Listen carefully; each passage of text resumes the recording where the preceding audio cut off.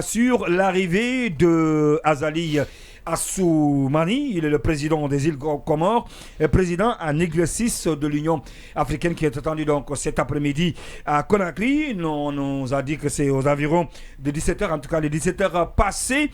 Et dans quel contexte donc le président des îles Comores, président de l'Union africaine, arrive à Conakry? En tout cas, le communiqué de la DCI, Direction de la communication et de l'information de la présidence de la République, a parlé de raffermissement des relations de coopération entre les îles Comores et la Guinée. Mais est-ce que le président de l'Union africaine peut séjourner en Guinée, rencontrer son homologue guinéen, le colonel Mamadi Doumbia, sans pour autant évoquer bien sûr la question de la transition, quand on sait qu'il y a un sommet quand même qui pointe à l'horizon le 9 juillet à venir, si je ne me trompe pas. Oui, Thierno Amadou Mboné Camara.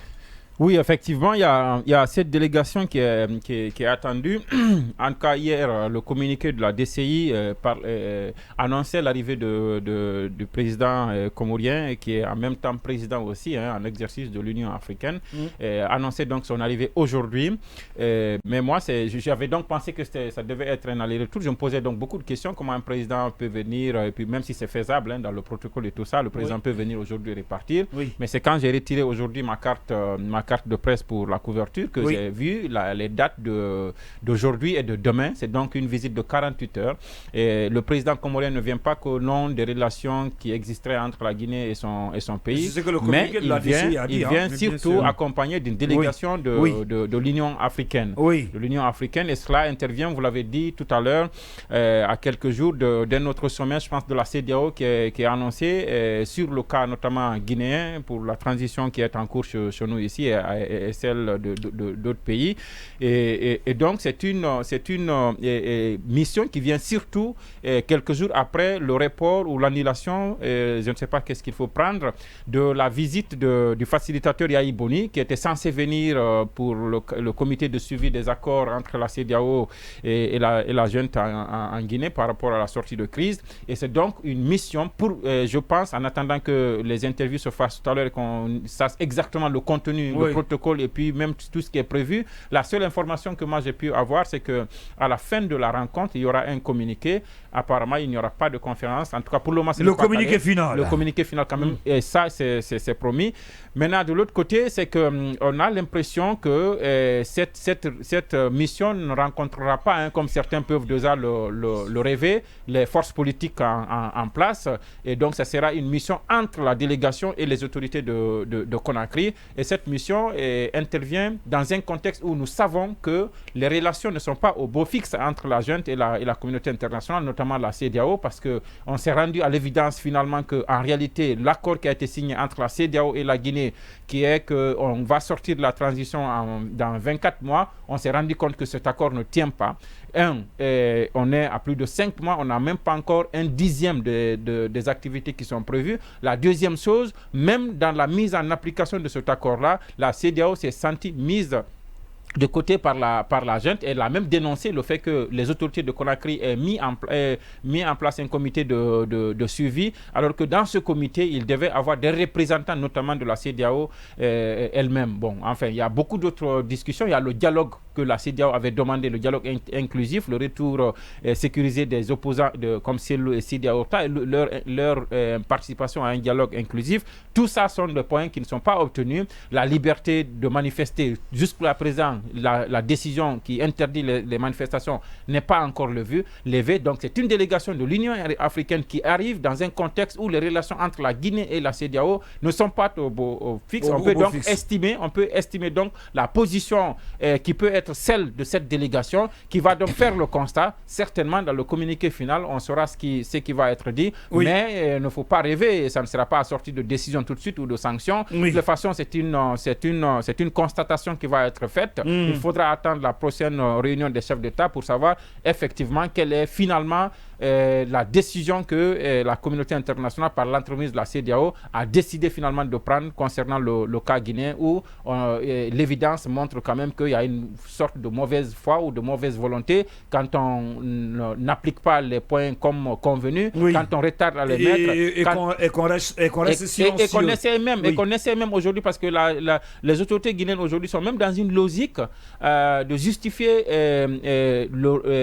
qu'on appelle ça, le report de ces activités-là par une faute de la CEDEAO, parce qu'ils essaient de montrer que c'est la CEDEAO qui n'a pas joué son rôle, parce qu'on nous dit qu'à date les partenaires n'ont mis encore aucun franc. Vous vous souvenez qu'on a cette sorte de chantage qu'on fait, on demande plus de 6 000 milliards. 6 000 milliards, oui, c'est ça. 600 ou 6 000. Non, 6 000. Près de 6 000 milliards. Oui. On le demande. Après, récemment, les communications ont consisté à dire que le gouvernement est déjà disposé à apporter telle part, mais que pour le moment, les partenaires ne sont pas bougés, alors que dans l'accord, la CEDEAO s'était engagée à mobiliser les partenaires pour le financement des activités qui sont là. Donc, c'est clair, ça se dessine, on arrivera à cela. Les autorités ne respecteront pas ce calendrier et les autorités guinéennes essaieront d'expliquer ça, de motiver ça par le fait que, selon elles, la CEDEAO n'a pas fait sa part de job, sa part de deal qui consiste à mobiliser donc les partenaires. Et c'est donc dans ce contexte que l'Union africaine, qui est à un niveau plus élevé, que Azali Assoumani donc arrive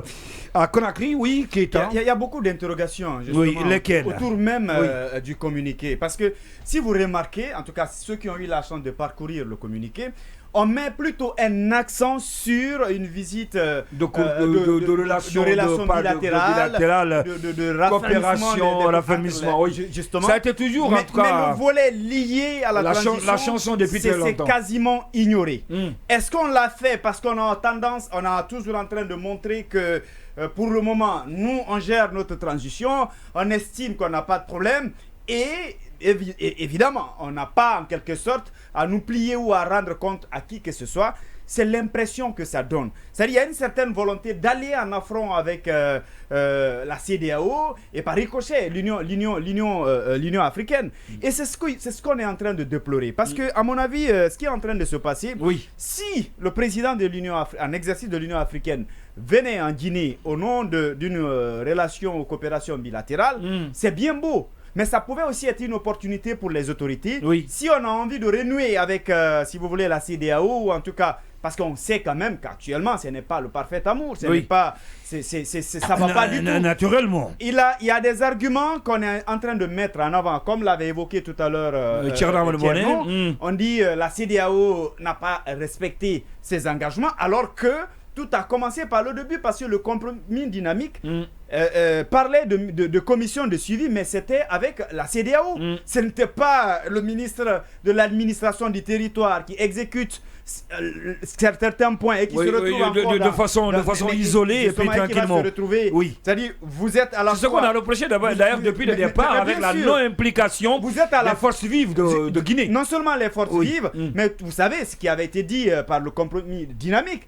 Vous ne pouvez pas être en même temps exécutant et surveillant, ça ne marche pas. Donc, à ce niveau, on a raté. Et on n'a pas envie de discuter. Vous avez vu quand la mission, la convergence avec Dr Diallo, quand ils sont revenus, on leur a fait comprendre quand ils sont entrés dans Abuja. À leur niveau, ils n'ont même pas reçu une demande ou, si vous voulez, une note avec cette demande de 6 000 milliards et chiffrée, c'est-à-dire détaillée. La CEDEAO n'a pas reçu de courrier dans ce sens. Comment vous pouvez alors les reprocher de quelque chose alors que, à part cette annonce verbale, il n'y a pas eu de courrier dans ce sens? En réalité, on est en train de créer toutes les conditions pour aller vers un glissement, tout en s'adossant au manquement présumé, de la CEDEAO, et ce serait vraiment dommage. Alors, parce que si les autres n'ont pas quelque chose à dire, on va passer directement. Non, si. Oui, je t'avais promis. Je t'avais promis.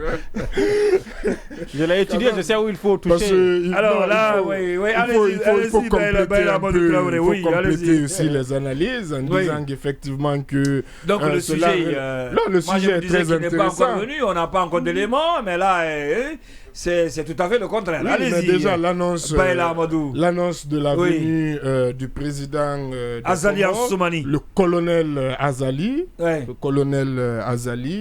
du président en exercice de l'Union africaine et des îles Comores, bien entendu. C'est aussi une bonne chose pour la diplomatie guinéenne que le président en exercice effectivement s'intéresse à la Guinée au point de venir discuter de vive voix avec les autorités guinéennes après le départ il y a quelques semaines du président Paul Kagame.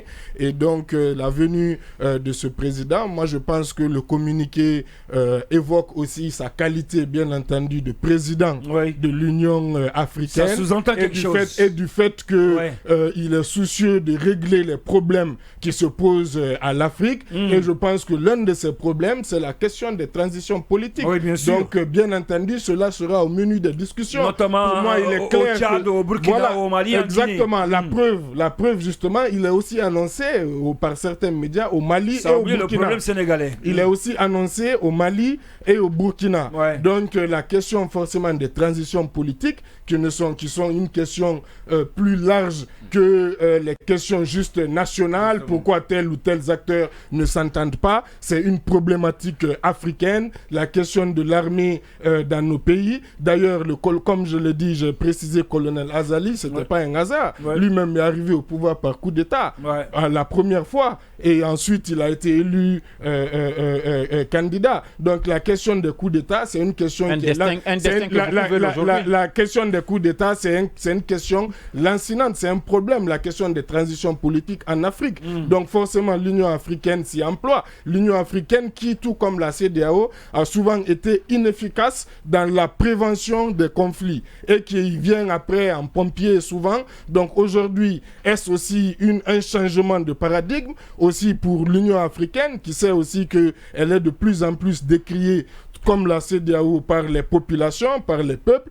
Donc, est-ce qu'aussi un changement, est-ce que c'est le fait de venir voir ces trois présidents, est-ce un changement d'approche? Est-ce que maintenant, ils vont peut-être ne pas juste se limiter à des communiqués alambiqués qui condamnent ou qui donnent des instructions pour faire dans des délais sans regarder réellement ce qui se passe dans les pays? Espérons aussi que ça soit le réveil de ces institutions, qu'elles changent d'approche et qu'elles soient aussi en amont des problèmes. Alors, merci à vous.